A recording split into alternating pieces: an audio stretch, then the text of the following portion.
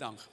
Hey, wir sind in der Römerbrief-Serie und zuerst möchte ich einsteigen mit einer Story. Die Story ist 10 Jahre alt. Wo ich 20 war, das heisst, ich bin 30 jetzt. Und als ich 20 war, bin ich nach Australien geflogen, ans Hillsong International Leadership College, eine internationale Bibelschule in Sydney. Und ich bin mit 20 mit einem Kollegen sind wir, geflogen von Zürich nach Sydney und für uns war das ein Abenteuer gewesen. Wir haben nicht gewusst genau, was uns erreicht und wir haben fast kein Englisch können. Wir sind dort angekommen, zu Obersport, sind abgeholt worden und dann in unsere Wege geführt worden, irgendwo in einem Hochhaus, mitten in der Stadt. Und wir sind so begeistert gewesen. Wir leben in einem Hochhaus, jetzt für ein Jahr mindestens. Und wir haben 2 amerikanische Mitbewohner gehabt, der Spencer und der Vincent, einer von New York und einer von Montana. Sie sind auch so alt wie wir. Wir haben fast kein Englisch können, wie gesagt. Die einzigen Wörter, die wir kennt haben, ist Shit und Fuck. Oder das ist das, wo wir so die 2 Sachen haben wir ein bisschen kennt, oder?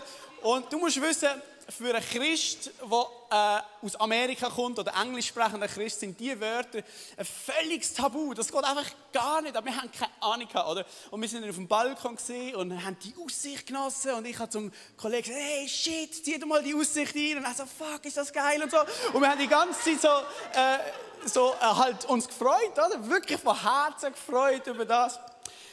Und dann haben wir das Nachtgessen und so um 11 Uhr auf dem Balkon und wir haben Müsli gegessen. Und ich wusste noch vom Unterricht, Englischunterricht, dass Müsli auf Englisch auch Müsli heisst. Das habe ich noch gewusst. Das heisst, unsere 3 Wörter sind Fuck, Shit und Müsli. Das haben wir gewusst. Und dann ist unsere erste Begegnung mit dem Spencer aus Montana. Und er ist uns begrüßen und hat gesagt, hey guys, how are you doing? Wie geht's euch? Schön, seid ihr da, oder? Und er hat gefragt, how is your cereal? Und ich habe nicht gewusst, dass Cereal die andere Übersetzung ist für Müsli. Und meine erste Antwort, mein erster Satz zum Spencer war, what the fuck is Cereal, oder? Mit einem Lachen auf dem Gesicht, oder? Und wir haben es dann nicht gecheckt. Also, aha. Und dann hat er gesagt, ja, gut. Und ist wieder zurückgegangen. Und er hat uns erst ein paar Wochen später erzählt, was genau dort passiert ist. Ist er zum anderen Mitbewohner ins Zimmer und hat gesagt, hey, Vincent, das wird das längste Jahr von unserem Leben. Die 2 wissen nur 2 Wörter, das S-Wort und das F-Wort. So hat er das gesagt. Und angeblich hat er uns erzählt, ist er dann ins Badzimmer gegangen, auf seine Knie gefallen und hat gebetet zu Gott. Und er hat gesagt, Gott, mit was für 2 Menschen hast du uns hier in die Wege gestellt? Und er hat uns das erst später erzählt. Und er hat dann uns auch konfrontiert mit dem. Er hat gesagt, hey, ich kann nicht so schwätzen. Das geht nicht. Ich kann nicht die Wörter brauchen. Das ist mega unanständig. Das ist ein Tabu. Das geht gar nicht. Oder? Und wir so, was? Was ist das Problem? Hört doch auf, what the F und so haben wir dann halt geantwortet. Oder? Was ist das Problem? Oder? Wir meinen ja nicht das, was wir sagen, sondern wir sind begeistert. Nein, das geht gar nicht. Als Christ kannst du das nicht sagen. Und dann haben wir eine Diskussion gehabt. Wir haben immer wieder Grundsatzdiskussionen gehabt über das Verhalten von einem Christ. Wie verhält sich ein Christ? Eine Regel an dieser Bibelschule ist, du darfst, wenn du eingeschrieben bist als Student, kein Alkohol trinken. Und wir haben es uns geschrieben, wir haben uns auch daran gehalten, aber wir haben es nicht verstanden. Als Schweizer, wir sagen, was, kein Alkohol trinken? Das ist doch, what the, haben wir gesagt, was macht das für einen Sinn? Oder? Ich meine, Jesus hat doch Wasser zu Wein gemacht, oder? Und hat Wein getrunken und so. Ich meine, okay, betrinken, ja, das verstand ich, aber mal etwas trinken, das macht überhaupt keinen Sinn. Und für sie ist klar gewesen, als Christ trinkst du kein Alkohol. Das ist Sünde für sie. Das geht gar nicht, oder? Das geht gar nicht. Und dann, jetzt einmal, dann hat er seine amerikanische Studienbibel vorgeholt. Und wir haben den Text gelesen aus der Bibel und gesagt, Jesus hat Wasser zu Wein gemacht. Und dann hat er mir den Kommentar vorgelesen aus der amerikanischen Studienbibel. Ist jetzt kein Witz. Und dort ist gestanden, dass Jesus sehr wahrscheinlich Wasser zu Traubensaft gemacht hat. In diesem Kommentar ist das gestanden.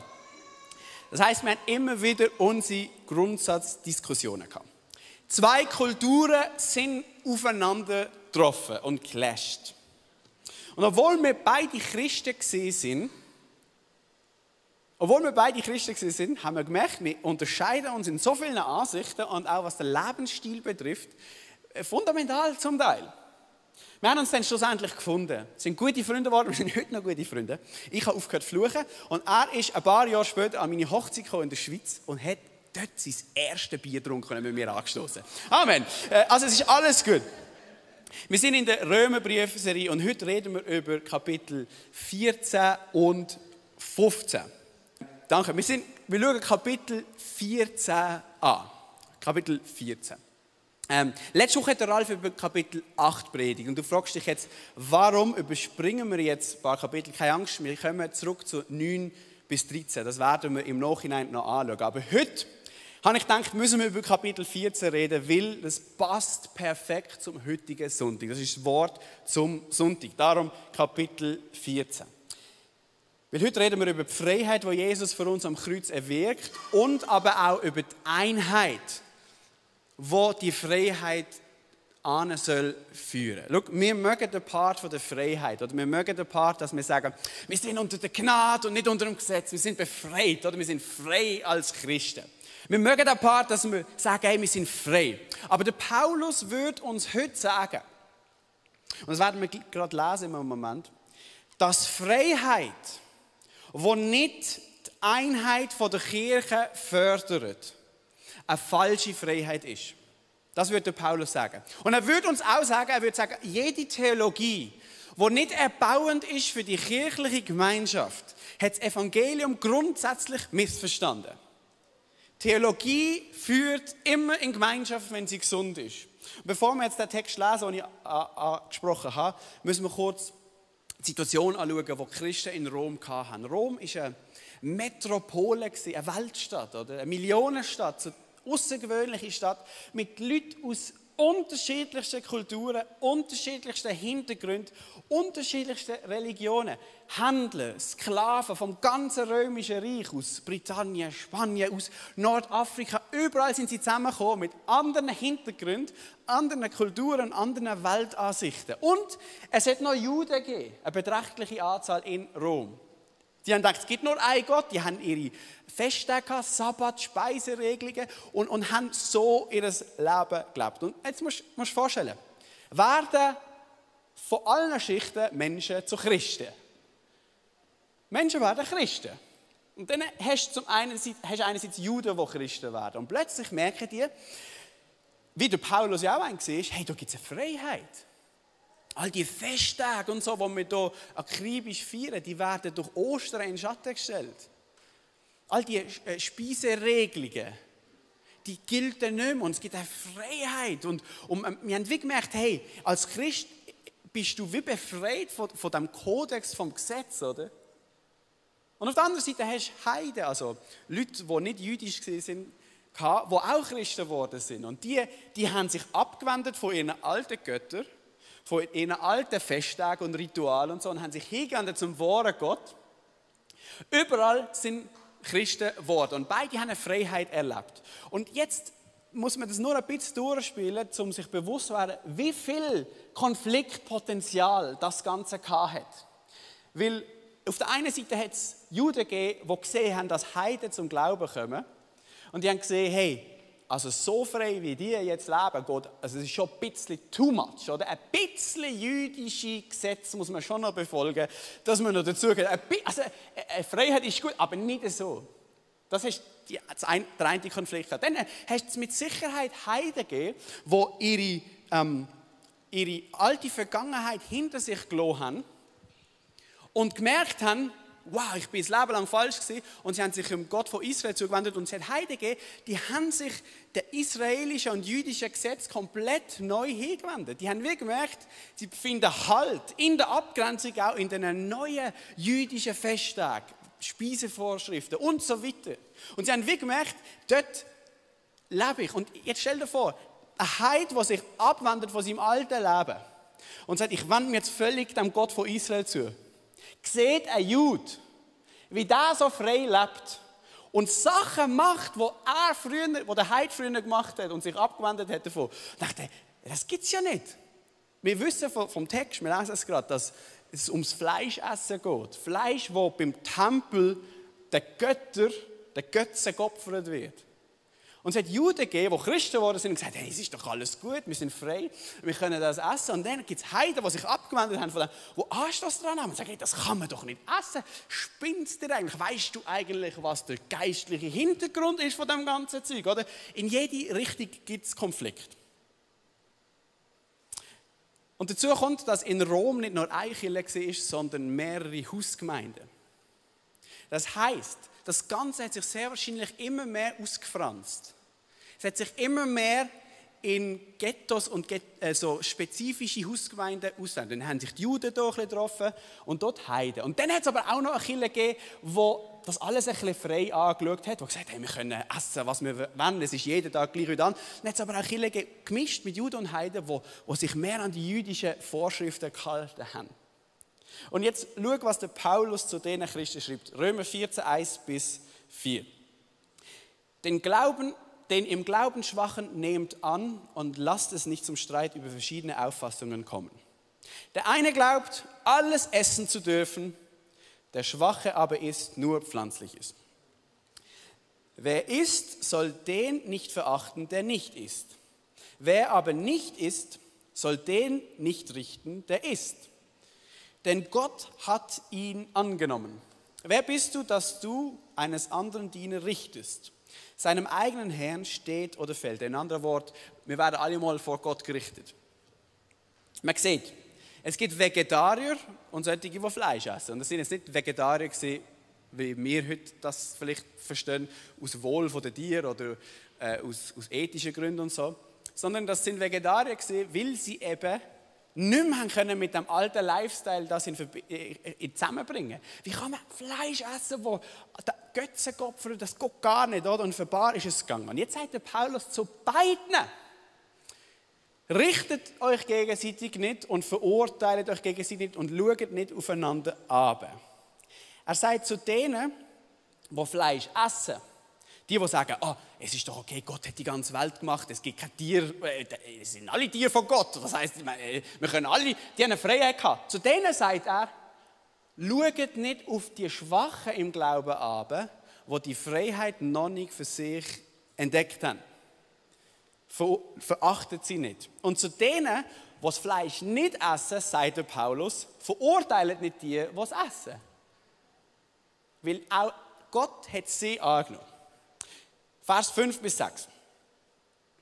Der eine macht einen Unterschied zwischen den Tagen, für den anderen sind alle Tage gleich. Da geht es um Festtag oder um Sabbat und so. Jeder aber bleibe seiner Überzeugung treu.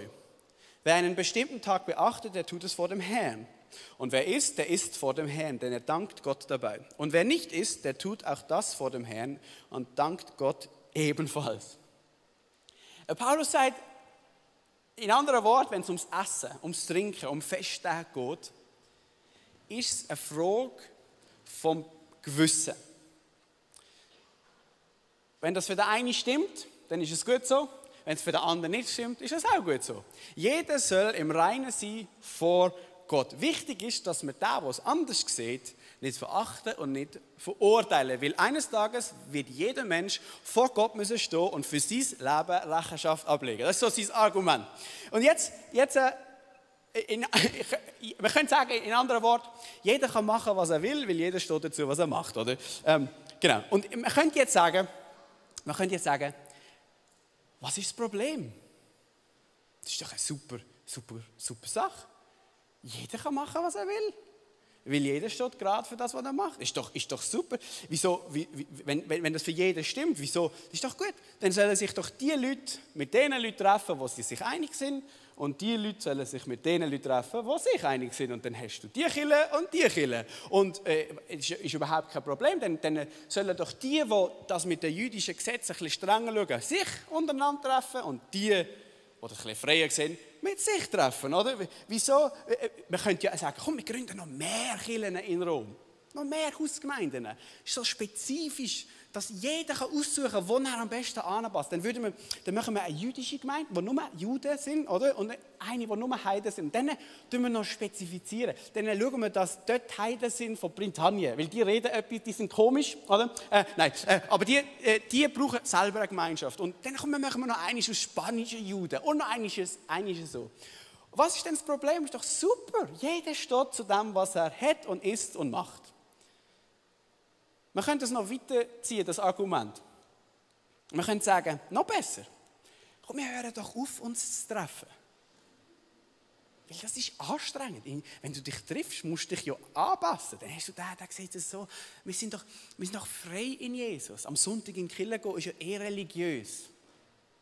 Wir sind doch jetzt frei. Das brauchen wir doch nicht. Wir brauchen doch keine Gemeinschaft. Jeder soll den Glauben so leben, wie es für ihn stimmt. Wenn der Paulus das heute hören,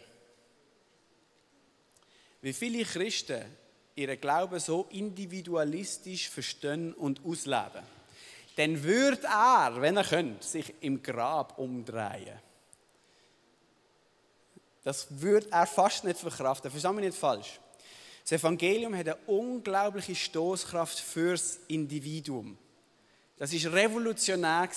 Jeder Mensch ist persönlich geliebt. Jeder Mensch ist persönlich angesprochen. Jeder Mensch kann persönlich glauben. Das ist eine unglaubliche Kraft vom Evangelium. Das Gericht von Gott. Es gibt nichts in der Bibel, was den Individualismus so vorantreibt wie das Gericht.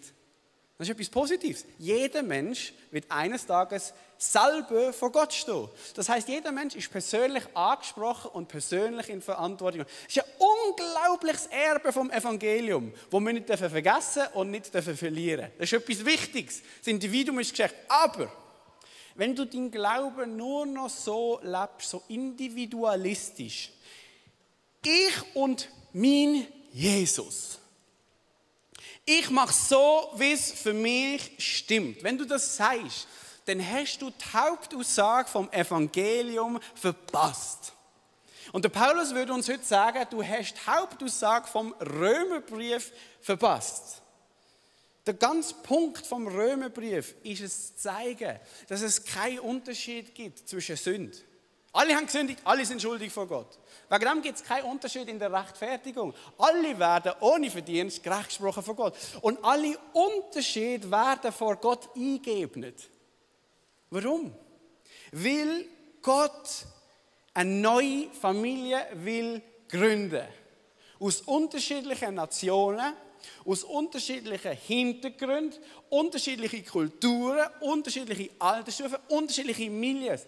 Eine Familie, eine Einheit, eine Kirche. So kommt Gottes Reich auf die Welt.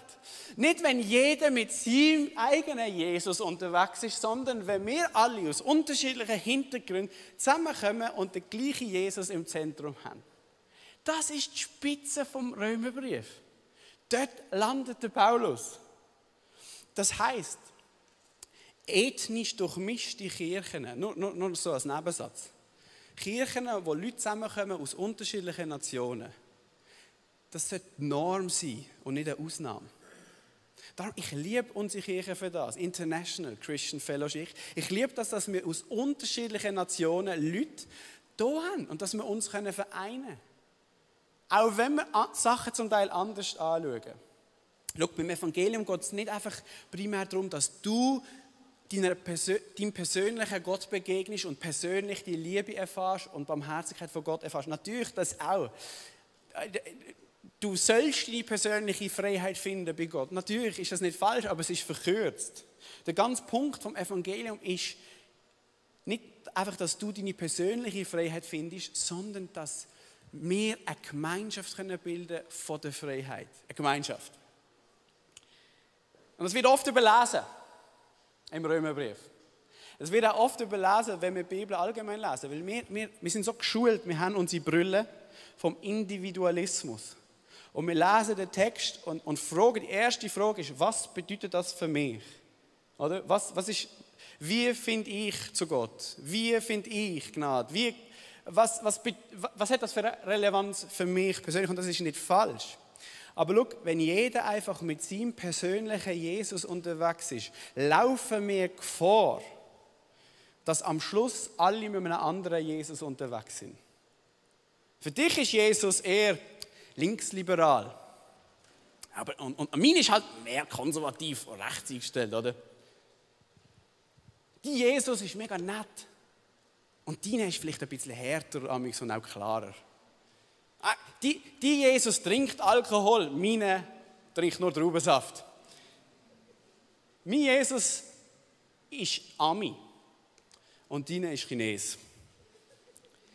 Und schau, bevor wir es wissen, das ist wirklich eine Gefahr, die in die Kirche sich hineinschleichen kann. Wenn jeder mit seinem Jesus unterwegs ist, so wie es für ihn stimmt, dann sieht der Jesus plötzlich aus wie du. Er denkt wie du, er handelt so wie du und er ist wie du. Und wir beten schlussendlich nicht mehr Jesus an, sondern uns selber. Weil Jesus wird zum Lückenfüller für unsere Ansichten, wie es muss sein. Wenn wir das so verstehen, so individualistisch, haben wir die Freiheit vom Evangelium nicht verstanden. Wer kann sich noch erinnern, als er seine Autoprüfung bestanden hat?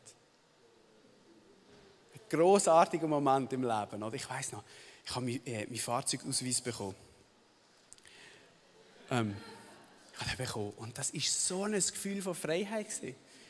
Hey, der ist ich weiss noch, wer weiss noch, die allererste Fahrt ohne Mami und Papi nebendran, allein im Auto. Ein unglaubliches Gefühl von Freiheit, oder? Ich weiss genau noch, wie das war. Hammergefühl von Freiheit. Aber schau, keiner würde beim Autofahren auf die Idee kommen, zum zu sagen, es braucht im Fall keine Verkehrsregeln. Weil wir sind ja frei. Oder? Wir brauchen Verkehrsregeln. Warum brauchen wir Verkehrsregeln? Warum? Weil nicht nur du frei bist und rumfährst, sondern andere auch. Es ist so simpel. Aber dort wird es uns völlig klar, wir brauchen Vortrittsregeln, wir brauchen Stoppsignal, wir brauchen Achtung, Fußgänger. Wir müssen im Verkehr Rücksicht nehmen, weil wir nicht einfach nur allein sind. Wir brauchen Verkehrsregeln. Wir brauchen so Schilder. Wir brauchen das. Die armen Frösche, jetzt stell dir mal vor, es würde jeder nur an sich denken beim Autofahren. Das geht nicht, oder? Wenn jeder sagt, ich bin doch frei, ich bin doch frei, ich darf doch Auto fahren, wie ich will, wenn ich will, so schnell ich will. Wenn das jeder denkt, dann ist niemand mehr frei. Stell dir vor, es gibt keine Regeln beim Autofahren. Dann wäre die Freiheit, die wir haben, für nichts. Es braucht Verkehrsregeln. Und manche Christen leben ihr Leben, als würde es nur um sie und ihren Jesus gehen. Ich sage, ich bin doch frei. Und wenn ich kann mich doch nicht verstellen, das wäre doch nicht authentisch. Oder? Und wir sagen, ich lebe so, wie ich lebe. Und auch die Meinung von anderen Christen ist mir so etwas von egal. Es muss zwischen mir und Jesus stimmen. Ich lebe so, wie es für mich und für meinen Jesus stimmt. Und genauso wie das beim Verkehr nicht funktioniert, funktioniert es in der Kirche nicht und im Glauben nicht.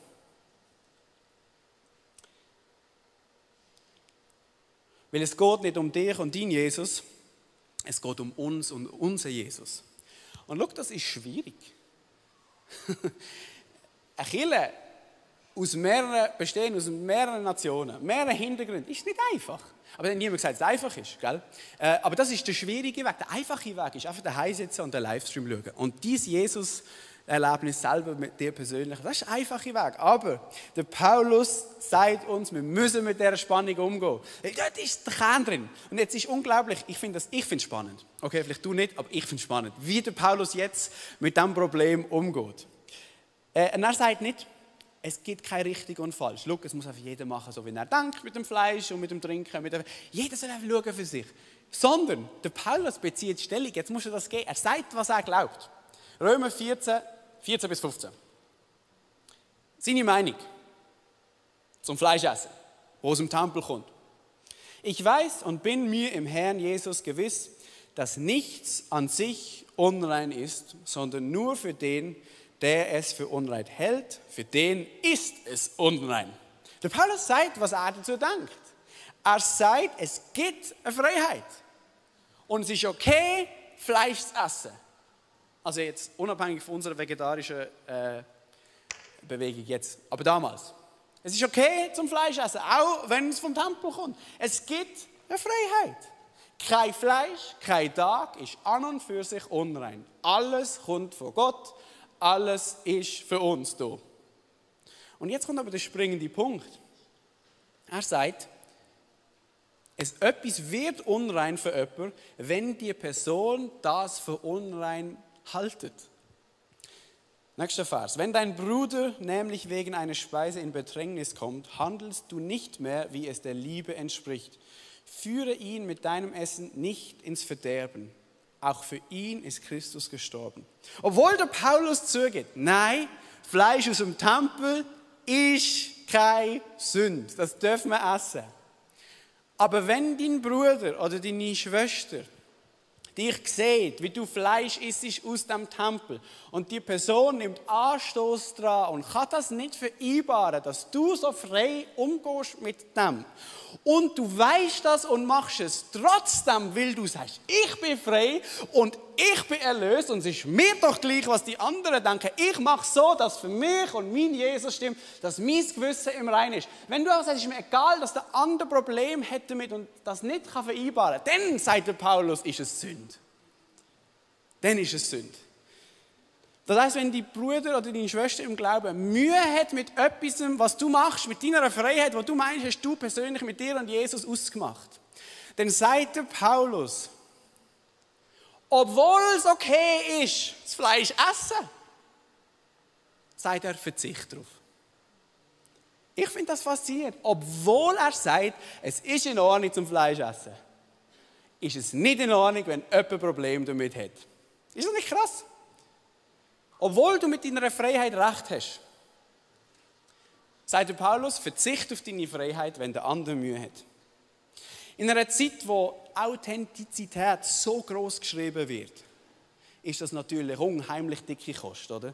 Ich lebe so, wie ich es für mich richtig finde. Und ich lebe so in Übereinstimmung mit dem, was ich für wahr halte oder nicht für wahr halte. So lebe ich. Und vielleicht hast du jetzt auch gedacht, ja, aber wenn ich jetzt Rücksicht nehmen muss, das ist doch nicht authentisch. Wenn ich doch weiss, ich darf als Christ Alkohol trinken, come on, und ich weiss, er hat nicht Wasser zu Traubensaft gemacht, come on, lese richtige Bibeln, oder? Wenn ich doch weiss, soll ich verzichten? Das wäre, wenn ich jetzt daheim in der Schweiz Alkohol trinke und dann gehe ich dort an trinken, das ist doch nicht authentisch. Das ist doch nicht authentisch, das ist doch nicht wahr. Und jetzt kommt die grosse, entscheidende Frage, was ist wahr? Was ist Wahrheit? Und der Paulus würde sagen, die Liebe.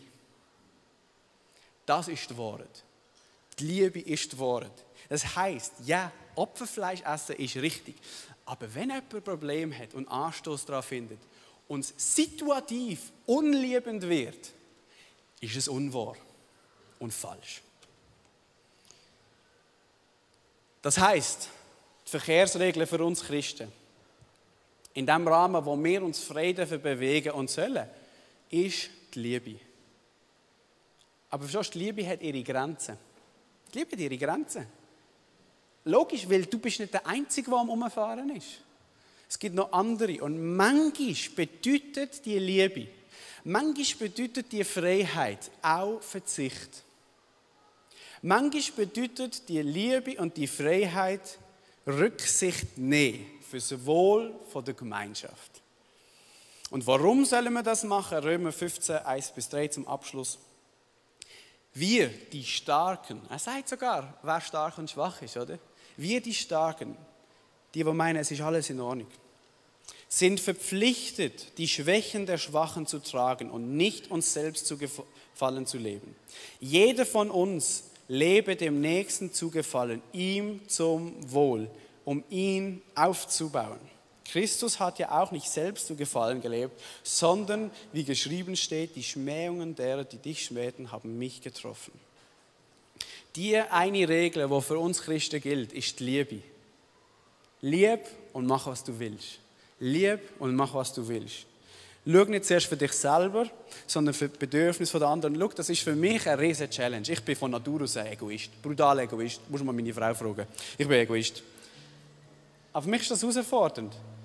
Nicht zuerst auf meine Bedürfnisse schauen, sondern auf die Bedürfnisse des anderen. Weil so hat Jesus uns geliebt. Das ist unser Jesus, der uns vereint. Jesus war nicht linksliberal und nicht konservativ. Und er ist all das nicht gewesen. Das, was er war, ist der Gekreuzigte. Der sein Leben hingegeben hat. Und er ist in unserer Mitte. Er ist der uns vereint. Und Wahrheit sieht amigs so aus und amigs so aus. Wenn sie Platz hat in der Liebe. Und der Jesus, der sein Leben für dich und mich gegeben hat, für uns als Kirchen, der ruft uns heute in seine Nachfolge. Der ruft uns heute auf diesen Weg von der Liebe. Und manchmal bedeutet dieser Weg Verzicht, Rücksichtsnahme und auch vielleicht ein bisschen etwas Unbequemes. Und er ruft uns in die Nachfolge. Und dann werden wir eins, trotz der Unterschied. Und dann kommt Gottes Reich. Wenn wir das schaffen, da Jesus ins Zentrum zu rücken, der nicht auf seine eigene Freiheit bedacht war, primär, sondern um unsere Freiheit bedacht war. Dann bin ich überzeugt, werden wir noch Grosses sehen hier in dieser Stadt. Weil alle Menschen Platz haben. Weil wir alle Sünder sind und alle gerecht gesprochen sind. Und vor Gott alle Menschen gleich sind. Und Leute, das ist auch das, was Kirche attraktiv macht. Wenn es nur immer stimmt für mich, jetzt irgendwann auch langweilig. Ich brauche Leute, die anders ticken wie ich. Ich brauche Leute, die mich herausfordern. Das heisst, lasst uns eintauchen in das. Lasst uns reingeben. Amen.